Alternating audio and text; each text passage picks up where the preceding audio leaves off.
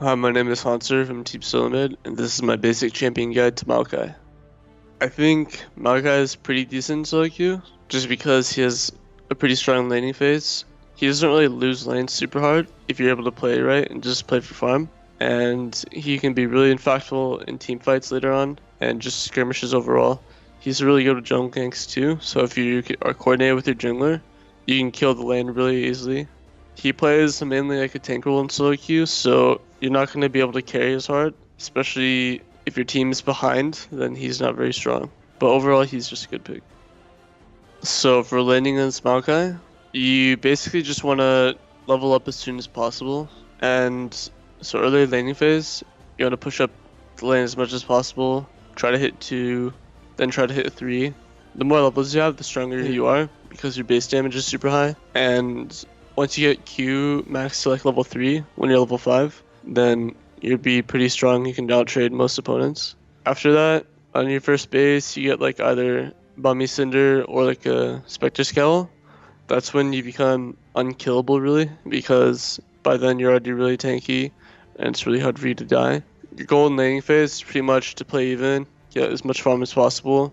If you can, call your jungler to gank, or you can look for roams or TPs on other lanes. Maokai's TP is probably one of the best TPs in the game, so if you can get it off, it'll have a really high success rate of working out and just getting a kill.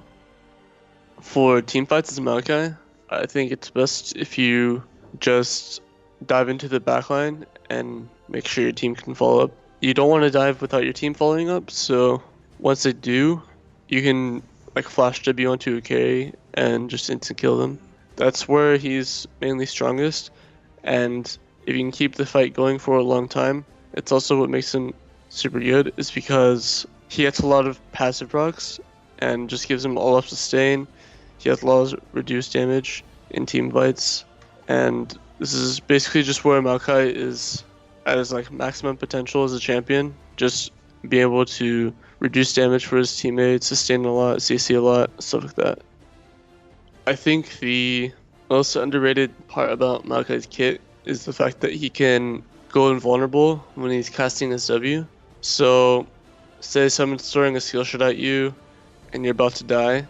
If you cast a W onto a creep, you can dodge the skill shot and not get hit by it.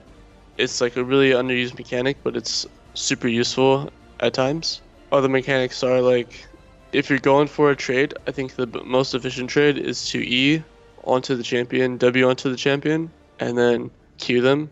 It does the most damage because you get like both procs of your E, and you can pretty much hit all your spells on the champion. For runes on Maokai, I like to run flat attack speed reds, armor yellows, magic resist blues, and AP quints. In general, I think attack speed's better than magic pen, just because Maokai is very poor lust sitting under tower.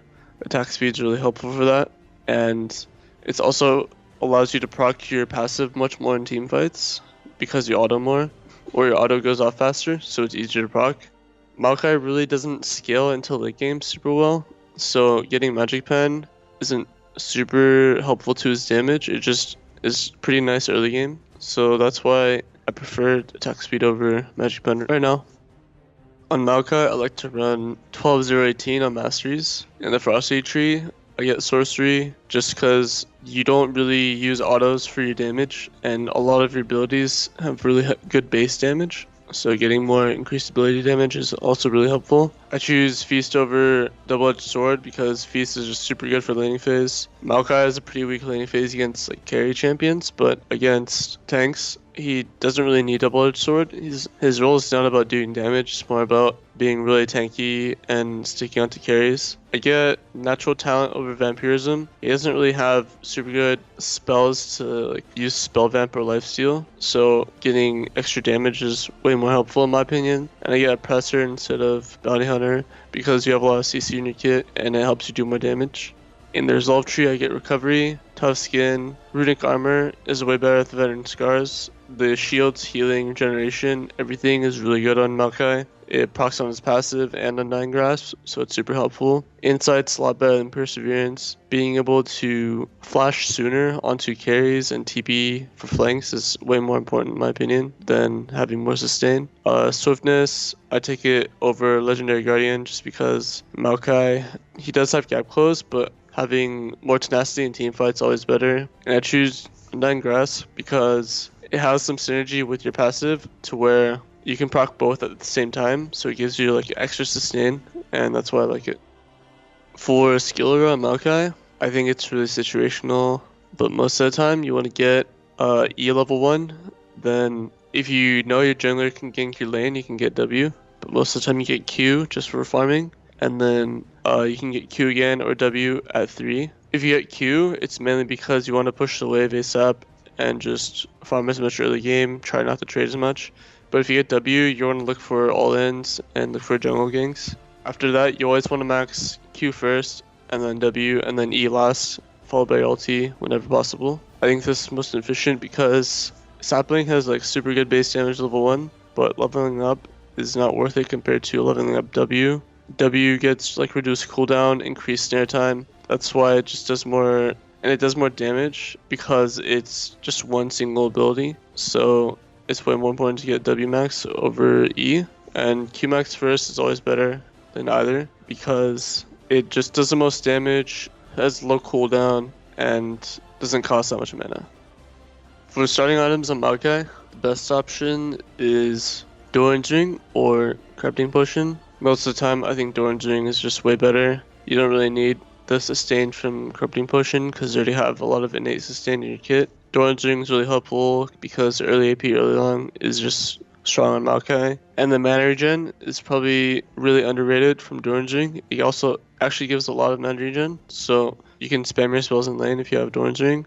So for early laning phase, I think you can still build a Corrupting Potion, or you can get another Doran's Ring. It's really dependent on preference or how much you base with. After those starting items, it really depends on the matchup. If you're against an AD matchup, you want to rush Sunfire. And if you're against an AP matchup, you want to rush Spirit Visage. After that, you get the other item. So if you have Spirit Visage first, you get Sunfire second. Or if you had Sunfire first, you get Spirit Visage second. From then on, you want boots. I think the best boots are Tabby, Swiftness, or Merc Treads. And you want to get Distortion Enchantment just to help your summoner cooldowns. Those are really dependent on the enemy team comp, and they're like your lane matchup. If you're against an auto attacker, you get Ninja Tabby. If you're against like automatic damage and CC, you get Merc Treads. And Swifties are just like a solid choice overall. The following build order, I think Frozen Heart's really good if you want an armor item. You can get like a banner or just like a Banshees if you need more MR. Usually Spirit Visage and Merc Treads is already enough MR, but you can get like a different item if you want to. And usually finish off your build with like a Thorn Mill. Randuin's Omens, just another good tank item. Guardian Angel's super good on Maokai because even if he dies, when he comes back to life, he's gonna have another passive proc, so you can just keep healing up. And he has W for like invulnerability, stuff like that. Thanks for watching this basic champion guide. Make sure to check out the rest of the guides over at lowclass.com.